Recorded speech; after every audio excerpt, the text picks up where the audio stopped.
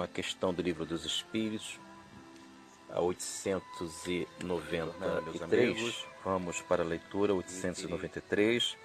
Essa questão encontra-se no capítulo 12 da Perfeição Moral, subtítulo As Virtudes e os Vícios. Questão 893. Qual a mais meritória de todas as virtudes? Resposta. Toda virtude tem seu mérito próprio, porque todos indicam progresso na senda do bem. A virtude sempre que há resistência voluntária ao arrastamento dos maus pendores. A sublimidade da virtude, porém, está no sacrifício do interesse pessoal, pelo bem do próximo, sem pensamento oculto. A mais meritória é a que assenta na mais desinteressada caridade. Queridos, vamos nos ater a um fragmento desta resposta que ela esclarece a respeito das virtudes. E para o nosso estudo, essa parte da resposta que diz o seguinte: a virtude sempre que há resistência voluntária ao arrastamento dos maus pendores. Ou seja, quando você resiste a uma tendência desagradável em si mesmo, desta vida ou do passado, seja uma impaciência, um excesso de personalismo no campo da vaidade, eu devo conter este comportamento nesta vida atual, para que eu possa aflorar em mim, acontecer em mim, o Cristo interno, a angelitude, a leveza do Espírito. Então, se porventura eu estou tentando, na tentativa, controlar, superar essas facetas desagradáveis em mim lá do meu passado, que eu tento se apresentar, prejudicando a minha vida e a vida das pessoas que se encontram em minha volta, se eu resisto, eu estou gerando virtude, segundo a questão 893. Eu vou trazer um exemplo que quando um espírito encarnado, ele não desenvolve essa mudança de valores, essa superação de si mesmo, ou seja, ele não consegue frear esse passado, de vidas passadas, ou nesta própria vida, as suas tendências perigosas, ele vive uma vida difícil, apesar que o mundo superior propiciou ele a uma nova encarnação com todo o equilíbrio possível. Eu estou falando de um personagem chamado Sabino e Poliana, essencialmente Sabino. Esse personagem encontra-se no livro Ação e Reação pelo Espírito de André Luiz, psicografia de Francisco Cândido Xavier. Neste livro Ação e Reação, o capítulo chama-se Débito Estacionário. Esse personagem Sabino, ele foi nobre numa encarnação anterior, no século XIX, século XVIII, e ele abusou e muito. Depois ele reencarna com deformidades monstruosas no corpo, limites claros, mas ele ainda não se coloca assim nesse limite físico. Pelo contrário, mentalmente ele ainda vive esse passado de crimes, de torturas, de muitas vaidades. De modo que a gente tenha uma noção profunda do estudo, como é importante nós resistirmos esse passado quando ele é impuro, quando ele é desequilibrado. Uma vez equilibrado, esse passado deve se tornar espontâneo em nós, porque ele traz harmonia. Mas de forma contrária devemos negar. Então, queridos, vamos para a leitura, mas irei fazer isso no próximo bloco. Então, vamos para a leitura do livro Ação e Reação, capítulo Débito Estacionário, lembrando que esse capítulo diz respeito a uma colônia Mansão Paz, que cuidam dos irmãos encarnados aqui no planeta Terra, entre eles Poliana e Sabino. Lembrando que Sabino abusou do passado e não desenvolveu, lembrando a questão 893, a boa resistência que gera, ou seja, se eu sou impaciente, devo desenvolver a paciência e assim vai. Então vamos para a leitura deste capítulo Débito Estacionário do livro Ação e Reação, em texto. Em seguida, convidou a observar o campo orgânico de Sabino.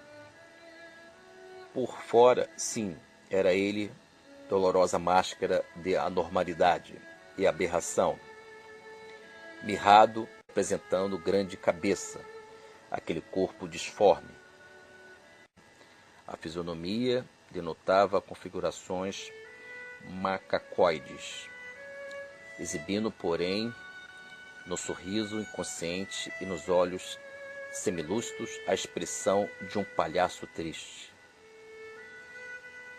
Recomendou-nos o assistente ao escutar-lhe o campo íntimo, e em razão disso, findos alguns minutos de reflexão, assimilei-lhe a faixa mental, observando-lhe as singulares reminiscências.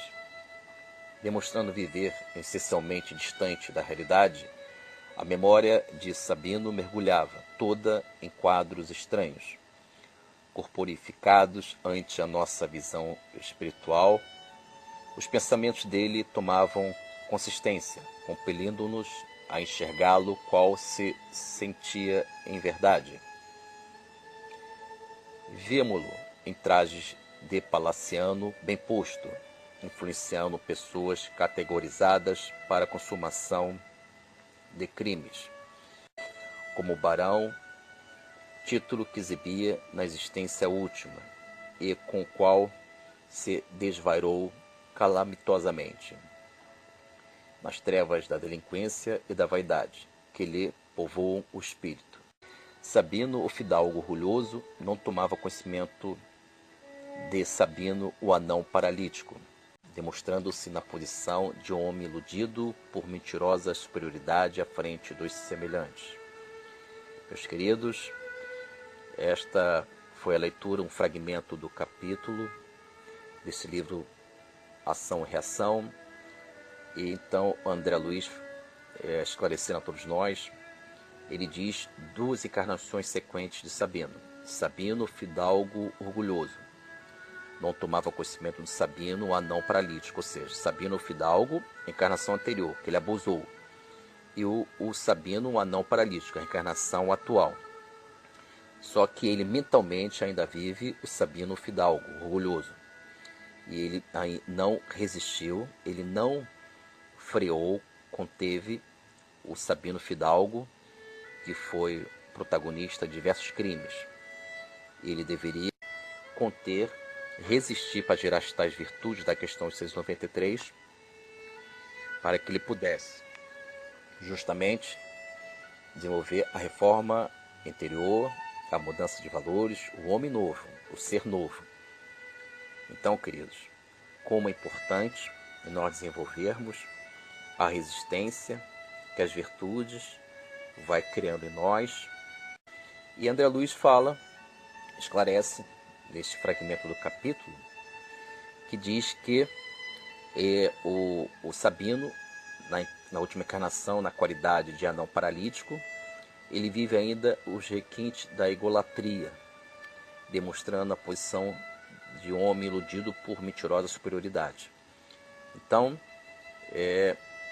devemos meditar a respeito da necessidade de a gente filtrar, estudar, porque nós podemos ainda permitir que essas vidas passadas se atualizem perigosamente e seremos um incômodo, um constrangimento, teremos ainda aspectos desagradáveis. Então fiquemos com essa meditação, o Sabino, o fidalgo orgulhoso, e o Sabino, anão paralítico.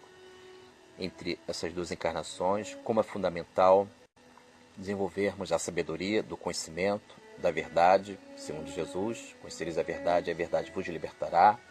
A verdade no sentido de a gente crucificar esse passado para que a gente tenha o desenvolvimento do ser novo, libertado, tomando posse da sua herança de espírito imortal, de herdeiro da luz e da divindade superior. Fiquem na paz, meus amigos.